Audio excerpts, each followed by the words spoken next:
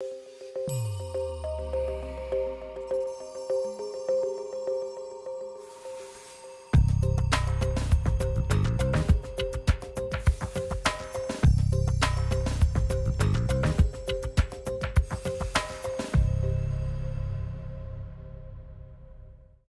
es el momento de la religión? Le propongo hacer un corte, ver temas como laicidad, fundamentalismo, la situación del catolicismo, el Papa Francisco.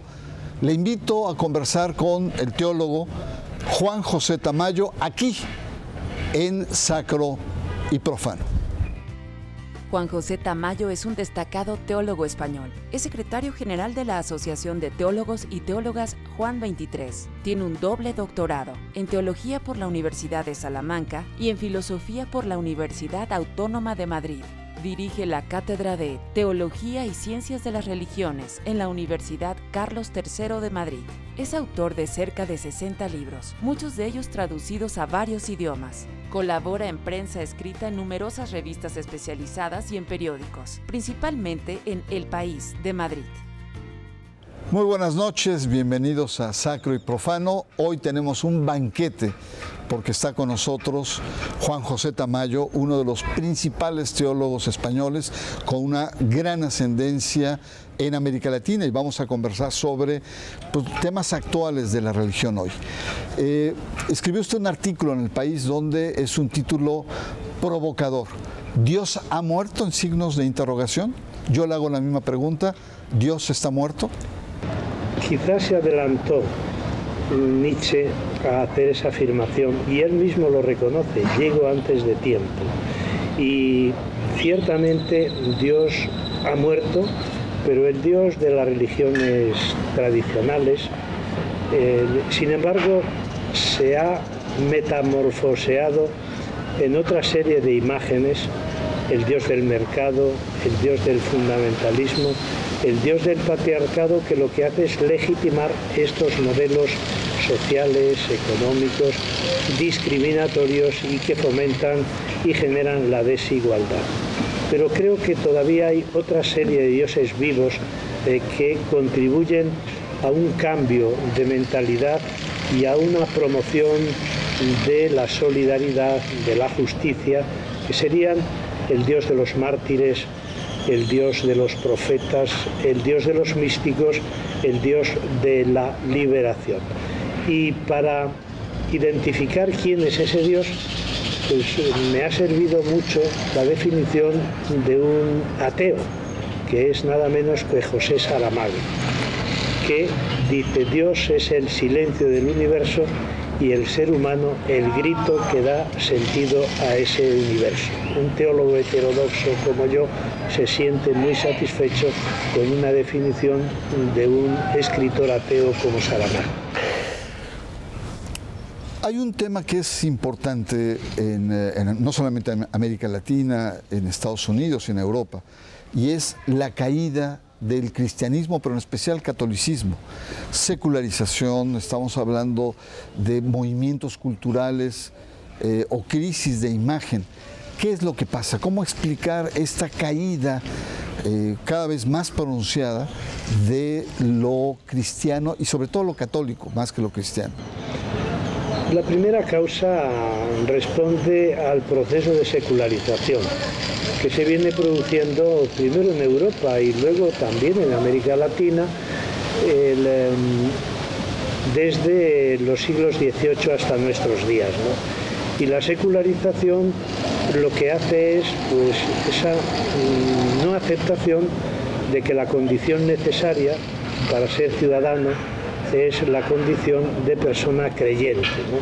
La separación de campos entre sagrado y profano, aunque no se produce de forma total, porque hay un proceso de sacralización de las realidades temporales y al mismo tiempo un proceso de secularización de la propia religión. Pero eso quizás sea la causa cultural externa, pero en buena medida la responsabilidad de esa crisis le corresponde al propio cristianismo y de manera especial al catolicismo. ¿Por qué? Porque yo creo que la falta de testimonialidad de aquello que dice creer o de aquello que dice afirmar, pues es, a mi modo de ver, una de las pruebas más claras de que nadie sigue un discurso que no esté acompañado de una práctica, ¿no? Y al mismo tiempo también yo creo que el cristianismo no ha sido sensible al sufrimiento de las víctimas y de manera especial no ha sido sensible a la discriminación y a la marginación de las mujeres. El tema de las mujeres es importante, yo le propongo que lo veamos después, pero antes usted ha hablado, bueno, Dios, hay una metamorfosis de Dios, no ha muerto, sino se transforma, y esta crisis del cristianismo es esta falta quizá de pertenencia en algunos contextos. Pero el tema de la crisis de la Iglesia Católica, ¿cómo lo percibe? Es una crisis profunda que por lo menos en lo contemporáneo no se había visto. Claro, y ahí es donde yo responsabilizo a la propia Iglesia Católica, o por mejor decir, a los jerarcas y a los dirigentes religiosos, de esa crisis que cada vez es más profunda porque ellos mismos están profundizando cada vez más ese foso, ¿no? Y es una crisis de credibilidad, y es una crisis de desubicación social, y es una crisis que responde más que a una doctrina, a unas prácticas. Es decir, la gente no deja de creer porque no cree en la verdad de las religiones o de sus principios doctrinales. La gente deja de creer porque la Iglesia Católica en sus dirigentes y en sus jerarcas son antitestimonio de lo que deberían ser como continuadores del Evangelio y de Jesús de Nazaret, el liberador. Muchas gracias por esta primera aproximación sobre esta crisis cultural que vive sobre todo el cristianismo católico, y vamos a seguir conversando. Yo le recuerdo que estamos conversando con el gran teólogo Juan José Tamayo, y usted está en Sacro y Profano.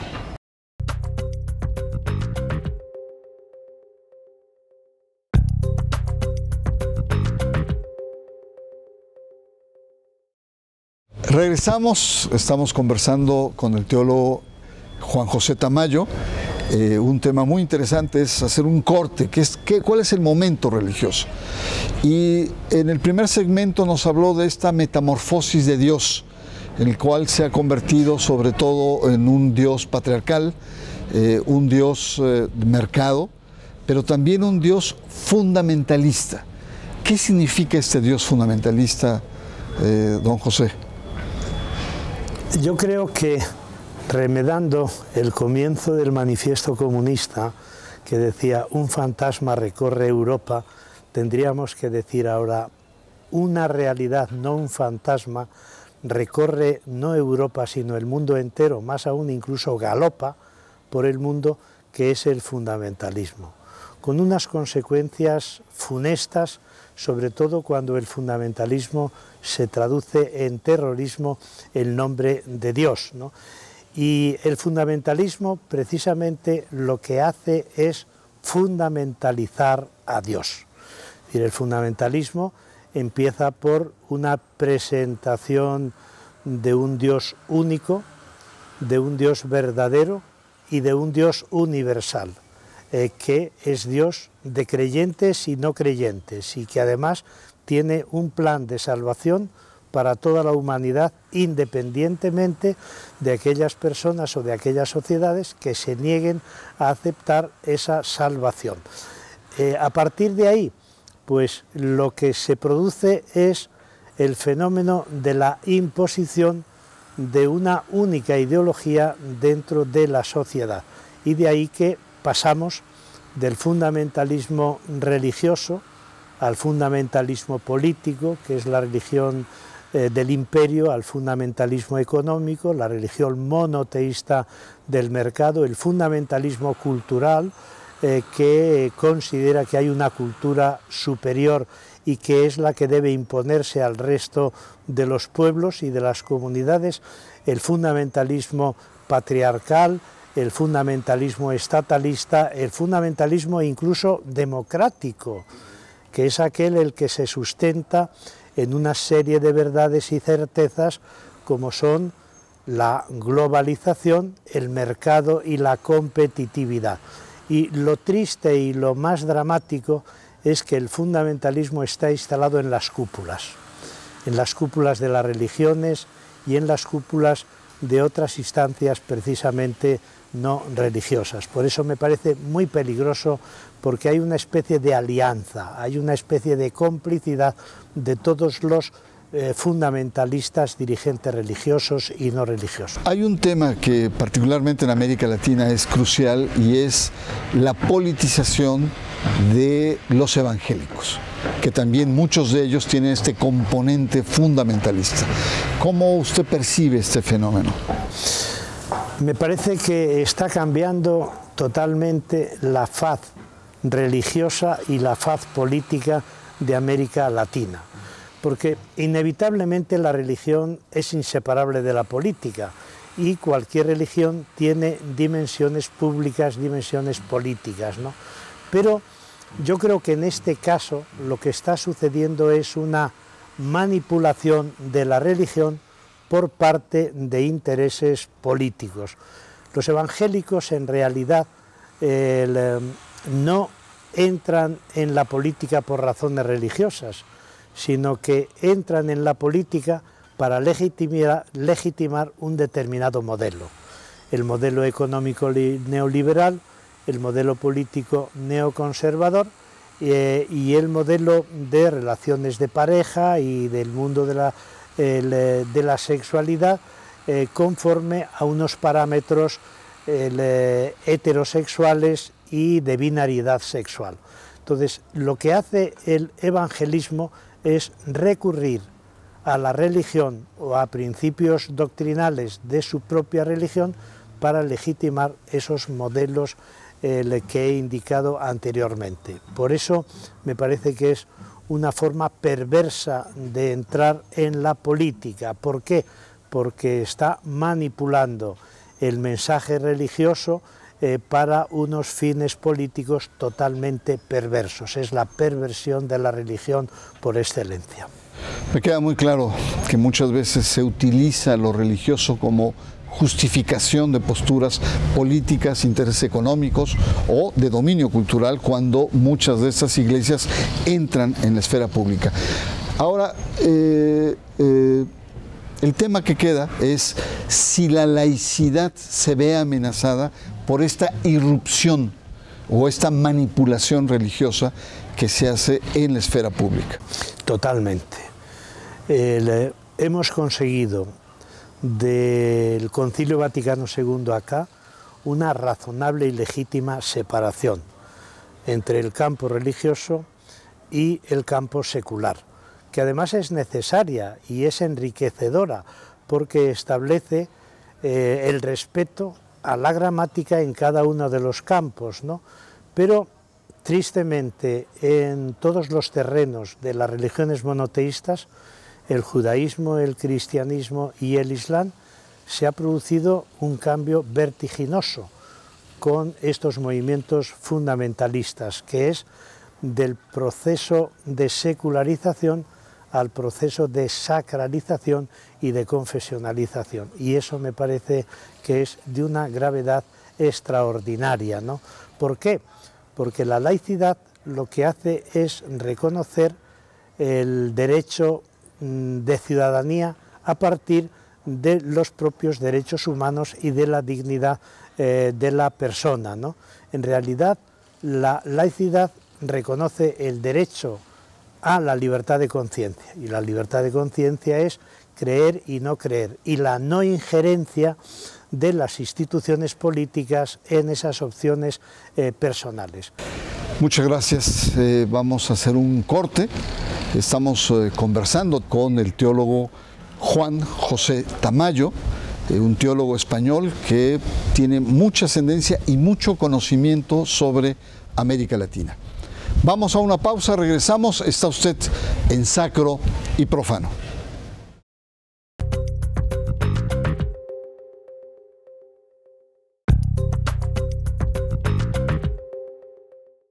Estamos conversando con el teólogo Juan José Tamayo, una personalidad en el mundo de la teología europea y latinoamericana, y hemos conversado sobre temas fundamentales, básicos, el ascenso de otros tipo de deidad como es el dios dinero, el dios del mercado, fundamentalismos patriarcales y sobre todo los riesgos que estamos viviendo en términos de formaciones religiosas autoritarias que enmascaran propiamente la vida espiritual y tienen fines políticos, históricos y sobre todo de poder. Un aspecto central en toda esta conversación es su opinión sobre el Papa Francisco. Y en algunos de sus escritos usted ha comparado al Papa Francisco por el estilo, sobre todo, con el Papa Juan XXIII. Bonachones, abiertos, sinceros, pastorales.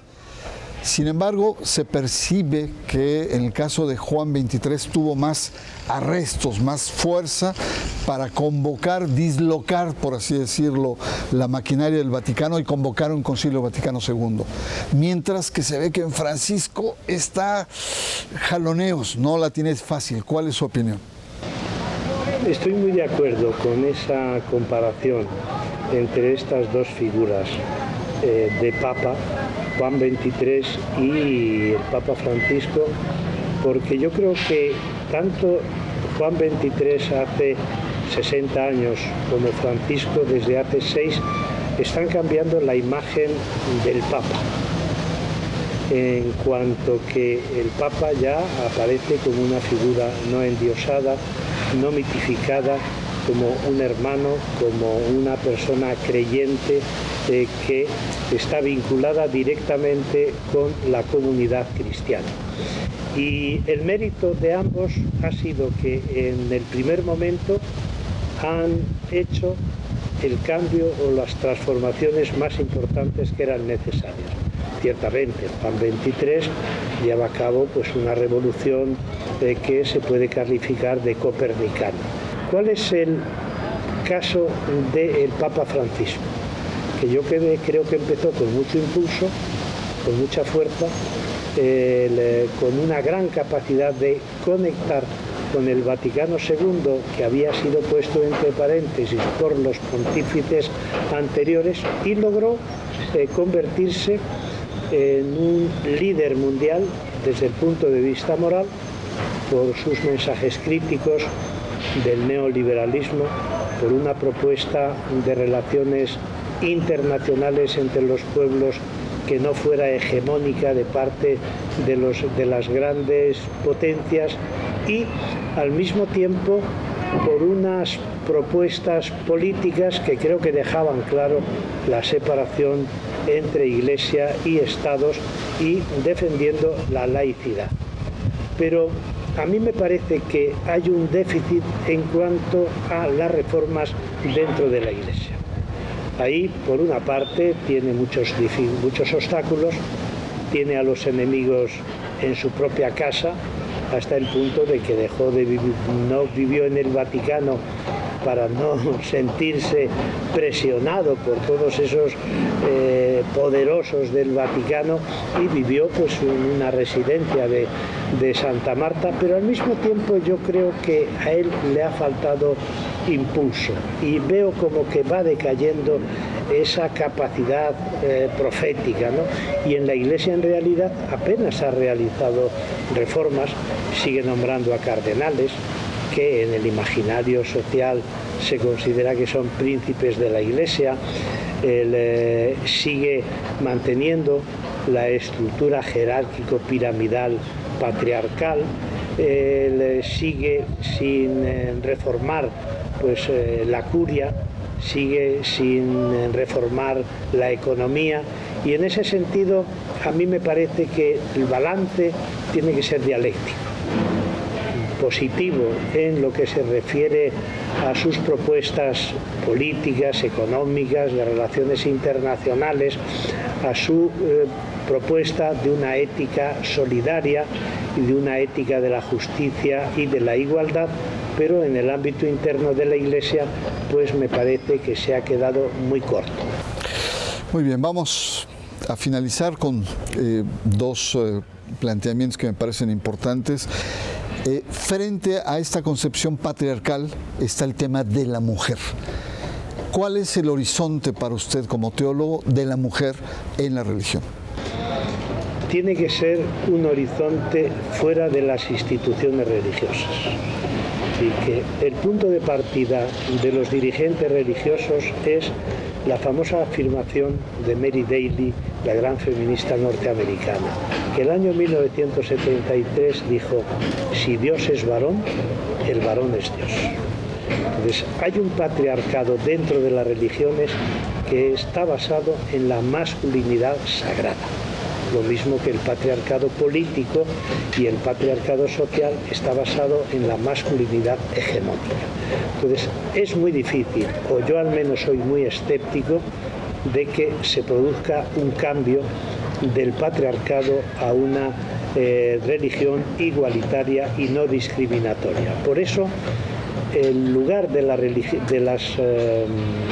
las mujeres en las religiones ya no puede ser solo pretender transformar la estructura, porque eso me parece que es algo parecido a lo que dijera Dante a la puerta del infierno: dejen ustedes a la entrada toda esperanza. Por tanto, lo que sí creo es que hay que construir dentro de las religiones comunidades feministas donde las mujeres asuman el protagonismo en la toma de decisión, en la elaboración de la ética, sobre todo en aquellas cuestiones que tienen que ver con las propias mujeres y el reparto del poder.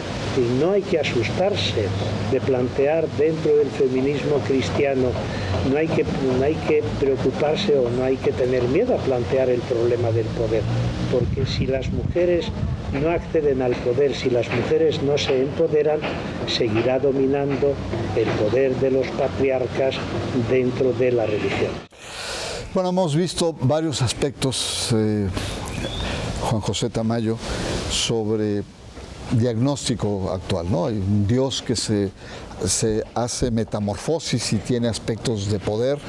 Estamos hablando del ascenso del fundamentalismo en América Latina, el riesgo que tienen en la vida política estos evangelismos políticos y estos temas últimos. Una iglesia que no acaba de dar un brinco, estar a la altura de las circunstancias ni de su crisis. Y el tema de la mujer, que es un tema fundamental en la cultura futura de nuestra civilización. ¿Cuál es el horizonte que usted ve como teólogo en los próximos años en esta dimensión religiosa? Lo veo con cierto escepticismo, y no porque me preocupe que las religiones pierdan poder en el espacio público, en la sociedad. No, es que no quiero que las religiones ocupen el poder en esos espacios no religiosos, porque ese no es su cometido. Pero sí me preocupa que cada vez va perdiendo más seguidores y seguidoras. En el siglo XIX perdió a la clase trabajadora, aliándose con los empresarios, ¿no? En el siglo XX las religiones han perdido a los intelectuales, a los jóvenes, a los universitarios, a los hombres y mujeres de la cultura, porque claro, su mensaje es de lo más antiintelectual, de lo más antimoderno, de lo más contrario al pensamiento crítico, ¿no? Claro, en el siglo XXI, ¿qué va a pasar? Pues yo creo que si sigue con esa sangría, no solamente de personas, sino de grupos sociales, pues va a terminar convirtiéndose en un verdadero desierto, ¿no? En un verdadero erial, porque va a perder, además, en esa dirección de lo que decíamos antes, al sector más fiel hasta ahora del mundo de las religiones, que son las mujeres. Yo le agradezco mucho esta entrevista. Juan José Tamayo, teólogo, y sus reflexiones que creo que nos ayudan a entender, a ubicarnos. Muchas gracias por su presencia y por supuesto yo lo espero la próxima semana aquí en Sacro y Profano.